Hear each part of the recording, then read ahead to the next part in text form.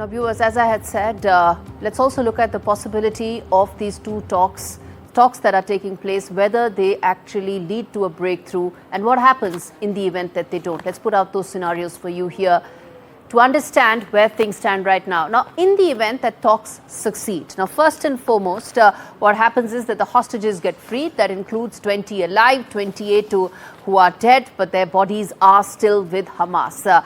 And troops will start withdrawing from Gaza. How they happen, the timeline of that is a separate issue, but there is agreement on their withdrawal. Second important part, the ceasefire holds as deal gains traction.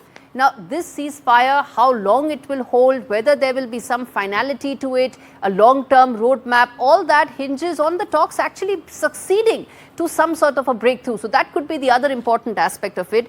Third and equally important would be that 8 trucks would start going inside Rafah. There is a huge civilian casualty, huge civilian crisis with regard to food and other essential items. That could be prioritized once the hostage deal and the peace deal gets closed and succeeds. Lastly, the other two important part, Hamas signals readiness to disarm. Now, that's the single biggest aspect of lasting peace in the region, because Hamas still has a very large tunnel network. It has huge cache of arms and also wants to govern in the post-war Gaza. So if they are able to set aside these ambitions and ensure that Hamas doesn't have any say, then that could be an element leading to lasting peace. Lastly, path to Palestinian autonomy reopens. What will that be?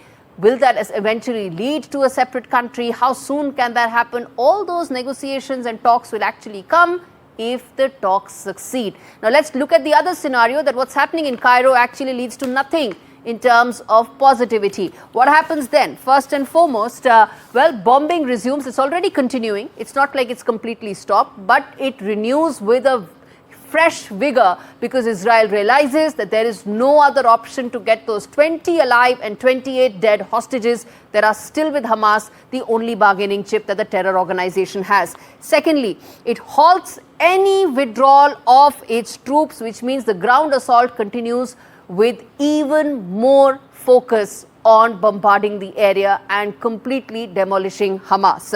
Hostage deal falls apart in Egypt. What happens to the families of those? Well, one cannot even begin to really put that in words. Then Hamas vows retaliation.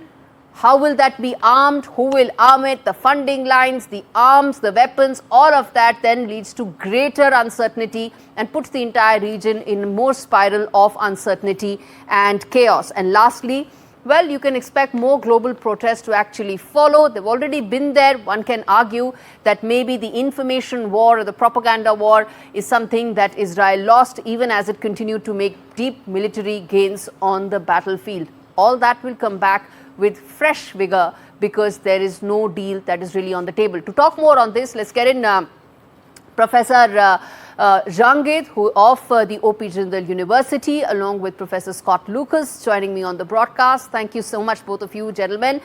Professor Lucas, let me start by asking you your thoughts on these two scenarios we put out here. Which of the two look more realistic right now? Well, I think it's important to cut through the rhetoric that you had just before the break to set out the facts without making a prediction of where we land. First, there is the question of the timing of the release of those 20 hostages held by Hamas and those 28 bodies with respect to two things. First is the release of Palestinians who have been held by the Israelis. And contrary to what you heard just before the break, these aren't all just, quote, terrorists. These include, for example, the man who could be the leader of a Palestinian movement if we do get a ceasefire, which is Mariam Barghouti, who has been held for more than 20 years by the Israelis. Secondly, it is also tied to the question of Israeli withdrawal, which is very vague in the Trump 20-point sketch. How far back do the Israeli troops pull back? Is this on a long-term basis? Not really defined at this point. And then you get to the wider issues that are going to be, require a lot of negotiation. For example, considering the governance arrangements. The plan has no Palestinian representation on this international board, which supposedly is going to be headed by Donald Trump. And then secondly, you have this day-to-day body to administer the strip. Professor But Jangid, who are the let me get in, Professor Jangid, on the specific Sure. points that you've raised.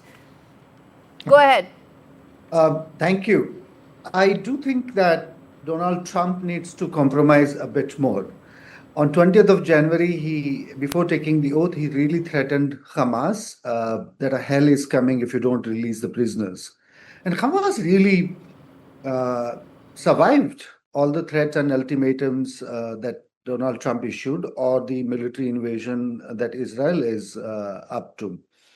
I think what has happened in this deal, which I think is a brighter side of the deal, is that Hamas has been given enough political space to call it a victory. Hamas will have to, will not have to leave Gaza if they renounce violence. Those who will keep fighting can leave the Gaza and get to a country that will take them. And most importantly, Trump had to write this in 20 points, that Israel will not occupy or annex Gaza. I think these are really big, concessions on the part of Donald Trump. And I think he, more than Netanyahu, seems to be keen in ending this conflict. I think he has realized his blank check in terms of his political and full backing of the Israeli state for the last 8 months has now started biting him. Okay. It's a thing that he is tempted for the Nobel Peace Prize, and he should get it if he succeeds. Which is why it's 72 hours. Remember, it has to be 72 hours and no longer than that. I'm afraid I have to leave it there, gentlemen. But we are going to continue this conversation because, unfortunately, covering all of this gives me a sense that this is not going to be solved in that one single meeting that will take place in Cairo. But I have to leave it here, viewers.